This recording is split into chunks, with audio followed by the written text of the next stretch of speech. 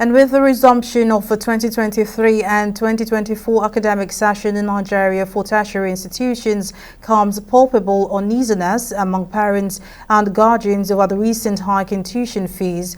The removal of fuel subsidies has led to this unavoidable fee hike in federal and state universities. Students and parents now have to pay more for education. In this next report, our correspondent Sidney Okafor tells us how badly the hike in tuition fees have added to the hardship faced by Nigerian parents and guardians. These are hard times for average families whose wards attend tertiary institution in Nigeria. An outcome of the removal of fuel subsidy by President Bola Tinubu is the increment in fees ranging from 100 to 200% or more in some instances by federal and state universities, who have cited the current economic reality in the country as the major reason for the increase. Henrietta Madukwe, a parent and a petty trader who has 2 children in higher institution, sells food condiments by the roadside in Ojota area of Lagos to support her family. For Madukwe, this increase was done without any consideration for masses and expressed worry over the catastrophic escalation. We are struggling to pay for the 2. Talk less of now that have increased it. It is too much.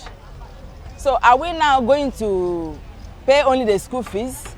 We will also pay the handout, buy handout for them, then textbooks also. If if the tuition fee is increased, likely the handout and textbook must increase also. So what am I saying now? The government should consider the poor masses. I expect that government would increase our salaries very shortly. If not, there's no how myself and my husband's income can take care of 3 undergraduates. We were paying 20,000 naira school fees. Now it is over 100,000 naira. Bamidele Adetiloye, a student and an orphan, gained admission into the University of Lagos in 2019 and has been juggling working and schooling as an independent student to survive. Adetiloye says the increase in the tuition fee may affect his academic aspirations. The last session I paid, it was around 19 or let me say 20 in total of all I paid for the year 2 session. So presently now, going to the portal, I think the total of what I'm about to pay is 121,250. So mathematically, that is more than, let me say, 500 or 700%. So it's clearing that it's a big hike in price. As an independent student, I just believe it's too late for me to drop out. So I just have to just put myself together, work more to get money and pay my school fees.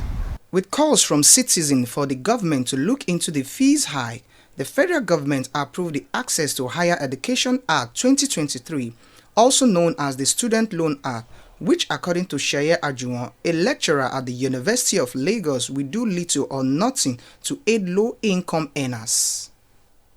Well, I can tell you the effect will be minor.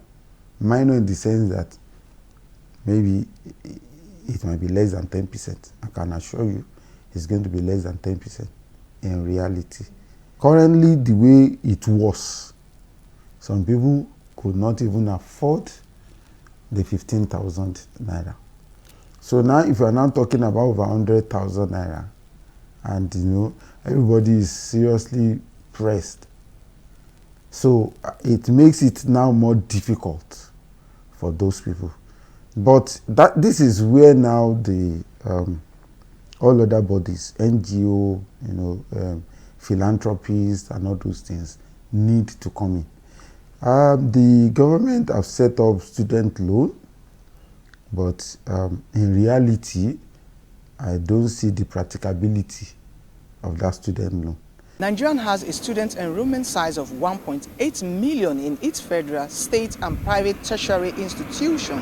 However, a large chunk of these students are in the nation's federal universities. These institutions are known to be very affordable, but due to the hike in tuition fee, it will affect their academic pursuits. Sydney Okafor, TV360 News, Lagos.